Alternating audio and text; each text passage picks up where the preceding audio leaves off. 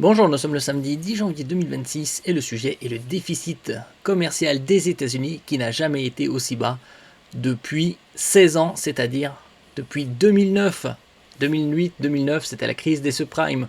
Le déficit commercial des États-Unis en octobre 2025 au plus bas depuis 2009. Le déficit commercial des États-Unis a continué à se réduire au mois d'octobre pour atteindre son plus bas niveau depuis juin 2009 sous l'effet conjugué d'une hausse des exportations et une baisse des importations, selon les données publiées jeudi par le département du commerce.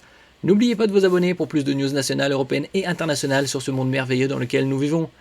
Au mois d'octobre, la balance commerciale des biens et services a vu son déficit s'établir à 29,4 milliards de dollars.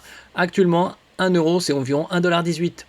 Repassant sous la barre des 30 milliards pour la première fois depuis plus de 15 ans, soit une chute de 39% par rapport au mois précédent, lui-même déjà marqué par un fort recul. C'est également nettement mieux qu'anticipé par les analystes qui s'attendaient plutôt à un creusement du déficit à 58,4 milliards de dollars selon le consensus publié par MarketWatch.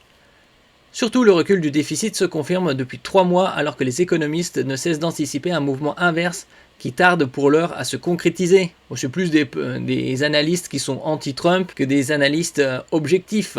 Les données étaient initialement prévues plus tôt pour publication mais finalement décalées de près d'un mois du fait du blocage budgétaire shutdown, record qui a paralysé l'administration américaine pendant 43 jours, donc 6 semaines, plus de 6 semaines. Dans le détail, les exportations pour le mois d'octobre ont progressé de 2,6% par rapport au mois précédent, déjà marqué par une forte hausse, soit 7,8 milliards de dollars supplémentaires, alors que les importations ont chuté de 3,2%, soit une baisse de 19,2 milliards de dollars, quasi totalement concentrée sur les biens. La hausse des exportations est particulièrement portée par les matières premières et non monétaires et autres métaux précieux, alors que les produits de consommation et autres biens sont en baisse. Du côté des services, c'est le voyage et la propriété intellectuelle qui ont été les principaux moteurs. Les États-Unis qui misent beaucoup sur l'intelligence artificielle grâce à Donald Trump notamment. La chute des importations est elle en particulier provoquée par une forte baisse des produits pharmaceutiques qui concentrent près de 80% de la baisse, 14,3 milliards de dollars en moins, alors que les équipements informatiques et de télécom sont en hausse.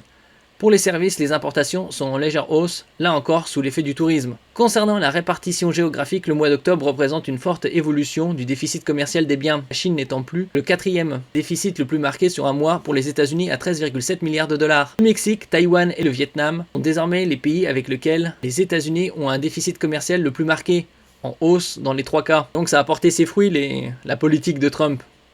A l'inverse, le déficit commercial avec l'Union européenne a fortement chuté sur un mois, à tout juste 6,3 milliards de dollars, se concentrant en particulier sur l'Allemagne, l'Irlande et la France. A l'inverse, les États-Unis dégagent un surplus commercial vis-à-vis des pays du Benelux, c'est-à-dire Belgique, Luxembourg, Néderlande, aux Pays-Bas, au sein de l'Union européenne et avec la Suisse, le Royaume-Uni, le Brésil ou l'Australie hors Union européenne.